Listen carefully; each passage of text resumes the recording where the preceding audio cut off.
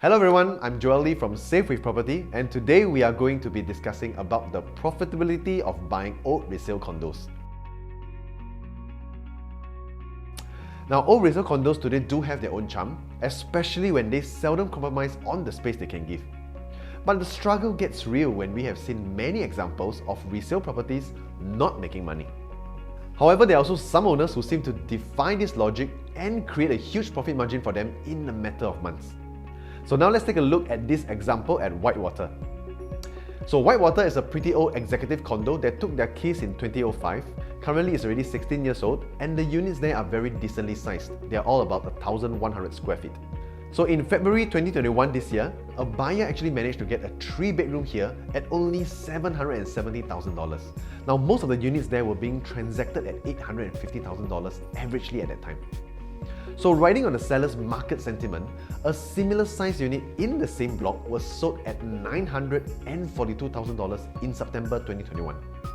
So this actually translates to a $172,000 margin for the earlier buyer in just 7 months.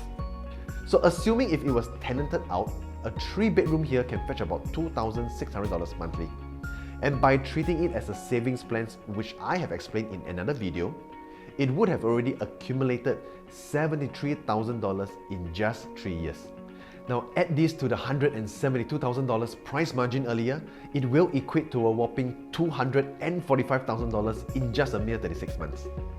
But how is such a deal achievable in today's market? Now the key is to actually understand the seller's buffer when it comes to pinning down the resale units that you have shortlisted. The unit that was sold at $770,000 was bought over from an owner who only paid $434,000 for the unit. Simply put, the seller has buffer as he's sitting on profits. Now we look at another buyer who paid $855,000 for a same unit in the same block. This is also because the owner he bought from was from a third owner who paid $886,000 for the unit. So he was actually unable to drop the price too much for the intending buyer.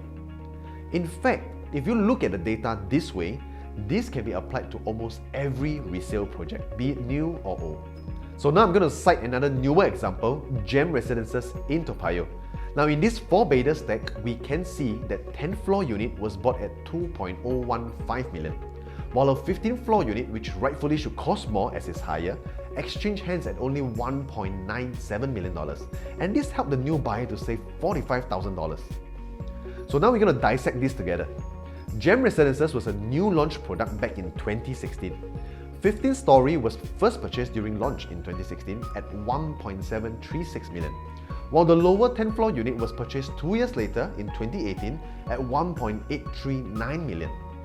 So the 10th floor owner paid $103,000 more, which caused him to have lesser buffer when he tries to sell it today in 2021. Although he was not losing money, but he wouldn't want to lower his selling price in the market too, as he doesn't have a big margin to begin with. So this resulted him in selling $45,000 more expensive, yet only making $176,000 profit, while the 15th floor owner sold cheaper and made a profit of $234,000. So now there are two very important things we can learn from this.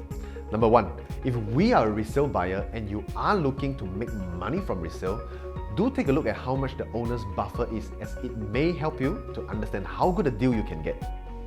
Now number two, if you have the chance to buy from a developer like the Gem Residences example, be sure to select the unit with the right entry, as this will make your unit easier to sell by giving a little bit of discount while still making much more profit than the others. So now I hope you have enjoyed the video earlier, and do remember to like and subscribe to my channel for more content like this. Once again, my name is Joel, and I will see you again.